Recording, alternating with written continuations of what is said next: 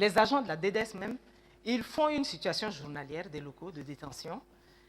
Et la situation tient en cela. Effectif initial des détenus, 394, minutieusement fait. Effectif présent des détenus, 386. Nombre d'arrestations, 0. C'est-à-dire le 11 juin, ils n'ont pas arrêté.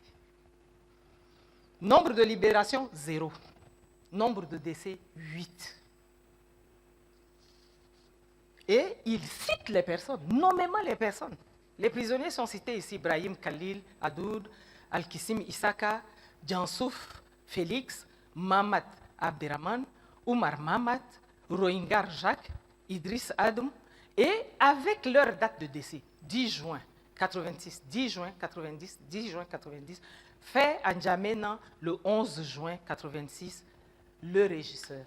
Ce rapport parvient donc à Saleh Younous, au directeur de la DDS. Et le directeur de la DDS qui centralise les rapports, M. Bandim l'a dit ici, au quotidien, les amène au président. Tous les jours, le directeur de la DDS dit « Je m'en vais, je vais à la présidence ». C'est avec les rapports établis par les agents de la DDS.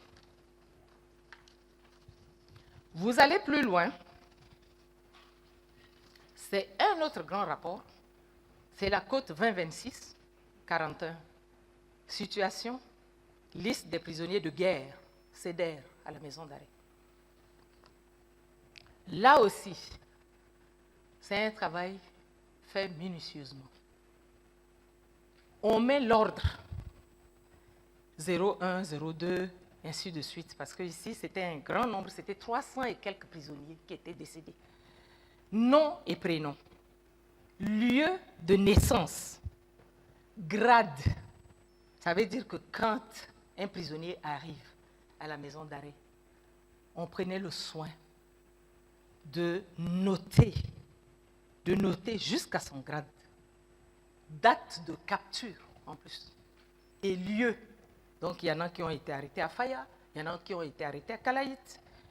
Et ici, en Côte 2026, il y a eu 300 quelques prisonniers qui étaient décédés.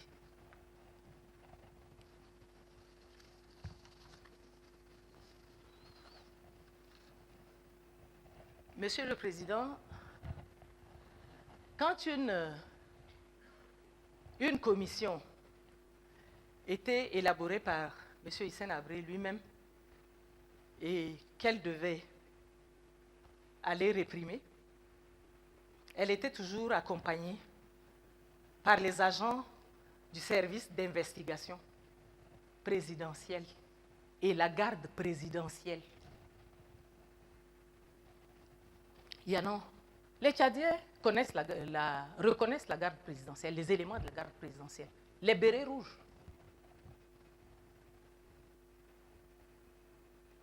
Donc, les commissions étaient accompagnées par ces services des éléments de service d'investigation et de la garde présidentielle.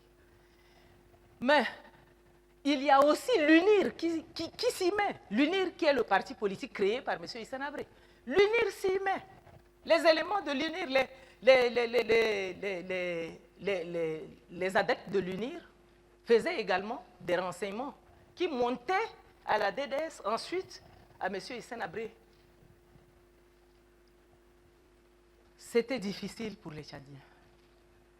Et c'est difficile pour nous de dire que M. Hissène Habré n'était pas au courant de quoi que ce soit quand lui-même il élabore une machine, il la contrôle, il prend le soin d'huiler cette machine-là, de s'assurer qu'elle marche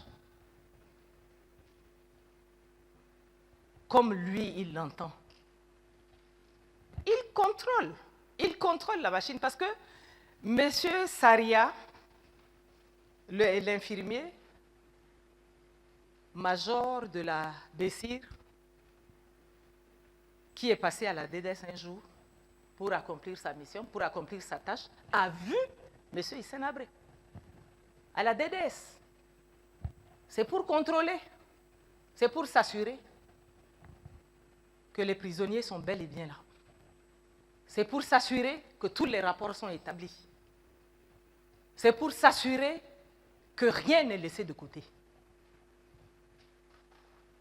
Il contrôlait les agents de la DDS. Il a même créé une commission qui était chargée de punir les agents de la DDS qui ne faisaient pas correctement leur travail. Il y a des agents de la DDS qui se sont retrouvés en prison. Monsieur Bonjim, agent de la DDS, il s'est retrouvé en prison. Il s'est retrouvé en prison. Et il y en a beaucoup.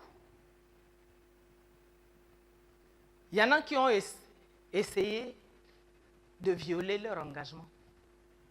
Ils se sont retrouvés également en prison. Donc, entre les agents, il y avait une peur. On avait peur d'être dénoncés. Les agents de la DDS eux-mêmes avaient peur les uns des autres. Monsieur le Président, Messieurs les juges, derrière tout cela, derrière toutes les atrocités, parce que mes confrères ont décrit ici les séances de torture, les formes de torture subies par des personnes, la disparition des gens. La veuve, quand vous lui demandez, votre mari a été arrêté, comment ça s'est passé? Est-ce que vous avez pu le voir? Non. Toutes les veuves, elles disent, c'était le matin. Des éléments de la DDS sont venus prendre mon mari. Et depuis, on ne l'a plus revu. On ne l'a plus revu.